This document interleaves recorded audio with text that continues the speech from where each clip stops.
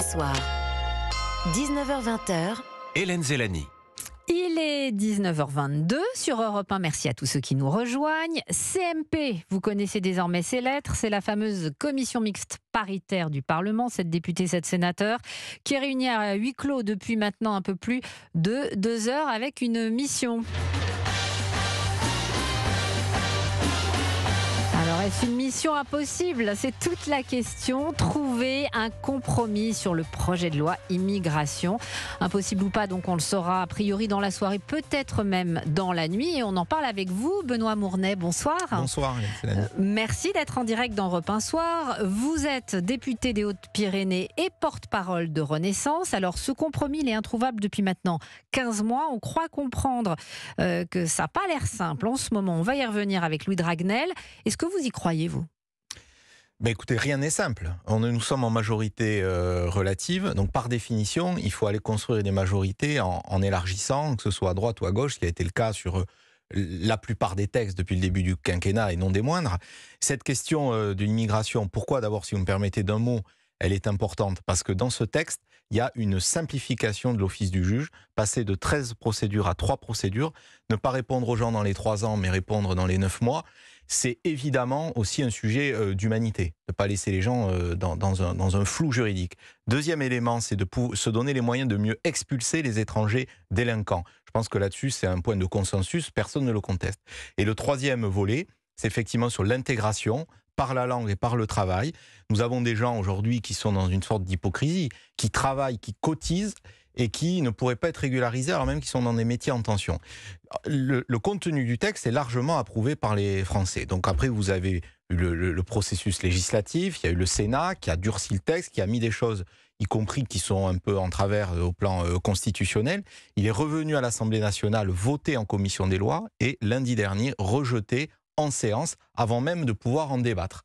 Donc le rôle d'une CMP, moi j'ai participé à plusieurs CMP, vous avez des CMP où vous savez que vous allez conclure, et finalement c'est ficelé avant, et on se réunit pour, on va dire, les détails.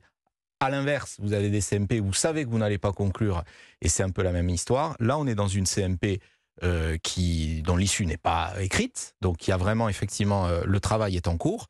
Il s'est poursuivi tout le week-end. Si vous me demandez un pronostic, je serais bien incapable de vous le donner. En tous les cas, ce que je crois, c'est que les termes d'un accord sont possibles sur la base des 3 éléments que j'ai rappelés. Donc vous dites que ça n'est pas une mission impossible, hein, pour revenir à ce petit générique que j'ai mis au début. Sauf que là, vous nous avez donné la théorie. La pratique, Louis Dragnel, chef du service politique d'Europe 1, bonsoir et merci de nous avoir rejoints dans ce studio. Vous nous donnez les dernières informations. Ça se corse sérieusement puisqu'on en est à la 3e interruption des discussions de la CMP. Absolument. La première interruption a été faite au bout de 2 minutes. Ensuite, il y a eu une reprise des discussions. La reprise des discussions a duré 1 minute. Ensuite, ça a repris. Donc la 3e suspension jusqu'à 21h. Il est 19h25 dans le studio. Donc globalement, il s'est il s'est pas passé grand-chose en fait depuis le début de la commission mixte paritaire. Il y a quelques sujets qui ont été évoqués et systématiquement, ça a donné lieu à des désaccords profonds. Et ensuite, les parlementaires qui représentent leur groupe, qui représentent leur parti politique, ont demandé des suspensions aussi pour aller faire le point avec le reste des députés de leur groupe pour savoir s'ils suivent, s'ils ne suivent pas, s'ils sont d'accord ou pas. Moi, l'impression que j'ai, mais je peux me tromper. Ça m'arrive de me tromper, non mais vraiment, surtout que là, c'est difficile d'y voir clair, c'est une sorte de marécage politique. Mais depuis 3 jours, tout le monde dit, tous les partis politiques disent qu'ils veulent arriver, ou quasiment tous, disent qu'ils veulent arriver à une sorte de consensus. Gérald Darmanin était plutôt optimiste ce matin. Absolument plutôt optimiste, mais en fait je pense qu'ils jouent tous à vouloir montrer que ce sont eux qui veulent absolument parvenir à un accord, et dans le fond, il y a des vrais sujets de désaccord, il y a des lignes de fracture, et ce qu'on peut comprendre, c'est-à-dire que pour l'aile gauche de la majorité, les mesures sur les régularisations sont des choses très importantes. Pour l'aile gauche de la majorité, le fait de restreindre les aides sociales à des immigrés, c'est quelque chose qui est insupportable. Et de la même manière, pour l'aile droite, c'est insupportable d'avoir un texte dans lequel il y a des mesures sur les régularisations. C'est insupportable de devoir négocier pied à pied, de savoir si les étudiants étrangers doivent verser une caution à l'étranger avant de venir en France. Bref, je ne veux pas rentrer trop dans le détail. Tout ça pour moi, l'impression que j'ai quand même, c'est que les interruptions sont des prétextes. Donc vous dites mission impossible, c'est ça que vous êtes en train de dire? Et en fait, ça va durer. J'ai l'impression que ça va durer. Et au fond, je ne suis pas sûr que les Républicains veuillent réellement cet accord. Pourquoi ? Parce qu'à la fin, le gouvernement a prévenu, si la commission mixte paritaire n'arrive pas à un accord, on dit qu'elle est non conclusive, le gouvernement a déjà annoncé qu'il allait retirer son texte. Et donc le retrait signerait une défaite à la fois pour Elisabeth Borne, pour Gérald Darmanin, et forcément pour Emmanuel Macron. Et qu'est-ce que ça induit? C'est-à-dire que Emmanuel Macron aurait utilisé 2 cartouches, Elisabeth Borne et Gérald Darmanin. Et donc les LR, je pense, font le pari aussi de contraindre Emmanuel Macron à changer de ligne politique et à changer son gouvernement, sans doute plus tôt que prévu. Je voudrais un instant, avant de revenir avec vous, Benoît Mournay, qu'on prenne Marc qui nous a appelé. Bonsoir Marc. Bonsoir madame. Vous venez d'entendre ce que disait Louis Dragnel, les discussions interrompues pour la 3e fois, de très gros points qui semblent pas évidents, des points des différences de vision, je vais y arriver. Quand vous entendez ça, il semble que LR n'ait pas tant que ça envie de trouver un accord. Qu'est-ce que ça vous inspire ? Bien, moi, je suis tout à fait d'accord avec ce que dit M. Dragnel. Les élus veulent s'approprier un éventuel résultat qui qualifierait de positif. Or, nous savons très bien que, quelle que soit la loi qui sera votée, le résultat ne sera certainement pas probant, puisque toutes les décisions françaises se heurtent à la CEDH, au Conseil d'État, et comme l'a montré la dernière décision d'expulsion prise par M. Darmanin, le résultat, en fin de compte, se retourne contre la France. Donc, moi, personnellement, je pense que cet abcès qui existe maintenant depuis Maastricht, parce que ça fait 30 ans que nous traînons cette histoire d'Europe et du contrôle par les Français de leur politique, qu'elle soit économique ou migratoire, cette histoire n'a tout que trop duré, et il faut que les élus aient le courage, quitte effectivement à prendre des risques électoraux, d'aller jusqu'à une révision constitutionnelle pour que les Français tranchent et que la politique qui sera appliquée soit réellement en adéquation avec leurs souhaits. Alors, est-ce que les élus ont envie d'aller jusque-là? Merci de votre appel, Marc. On va voir ça dans un instant avec Benoît Mournay, député des Hautes-Pyrénées, porte-parole de Renaissance. On l'a dit, une discussion très compliquée qui vient d'être interrompue jusqu'à 21h. On se retrouve dans un instant. Europe 1 Soir, 19h-20h. Hélène Zellani. Il est 19h32 sur Europe 1 et nous sommes toujours avec Louis Dragnel, le chef du service politique d'Europe 1, et Benoît Mournay, député Renaissance des Hautes-Pyrénées, mais aussi porte-parole de Renaissance. On le disait juste avant la pause, il y a eu 3 suspensions et Louis Dragnel disait que son avis, c'était qu'au fond, LR n'avait pas du tout envie de signer. Où est-ce qu'on va comme ça, en fait ? Si LR ne signe pas, ça veut dire l'échec, ça veut dire le retrait, ça veut dire un échec aussi pour Emmanuel Macron. Voilà. Est-ce que c'est votre analyse ? Je crois que ce ne serait pas un échec pour le président de la République, ni pour le ministre de l'Intérieur, ni pour la Première ministre, un échec pour les gens, pour les Français. On s'engage pour les gens, on s'engage pour nos territoires et pour les gens. Donc si effectivement cette hypothèse à laquelle je ne crois pas à cette heure, la CMP n'était pas conclusive, ce serait pour des basses raisons de politique politicienne.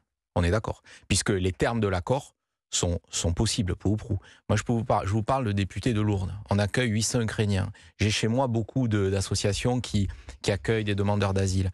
Moi, à titre personnel, ce texte qui sortirait de la commission mixte paritaire n'est pas celui dont j'aurais rêvé.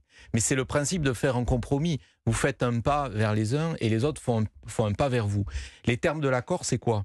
C'est un point qui ne fait pas discussion, qui est l'essentiel dans ce texte, c'est simplifier les procédures, l'office du juge. Aujourd'hui, le contentieux administratif est embolisé par le droit des étrangers, un contentieux sur 2. Deuxième élément, auquel tout le monde s'accorde, c'est mieux expulser des étrangers délinquants. Ce n'est pas la Cour européenne des droits de l'homme qui nous l'empêchait, comme disait votre auditeur tout à l'heure. C'est parfois des réserves d'ordre public de notre droit actuel. Vous avez commis des crimes et des délits, vous êtes marié avec un Français, vous ne pouvez pas. Bon. Troisième élément, l'intégration. Je crois que c'est attendu des gens qui travaillent dans des métiers en tension, qui cotisent, on ne va pas les laisser dans un no man's land juridique. Bon, ensuite, le Sénat a ajouté des choses. Dans la discussion de compromis, il faudra bien accorder quelques points là-dessus, sur peut-être revoir les délais, effectivement, sur certaines allocations. Bon, voilà. Mais les termes de l'accord y sont. Donc maintenant, soit les parlementaires prennent leurs responsabilités, les LR prennent leurs responsabilités et on peut converger. Et demain, je peux vous dire que la majorité sera unie, comme elle l'a toujours été, que ce soit Renaissance, Horizon, Modem et une partie d'Eliott, parce qu'il y a un volet outre-mer dans ce texte très important dont on ne parle pas.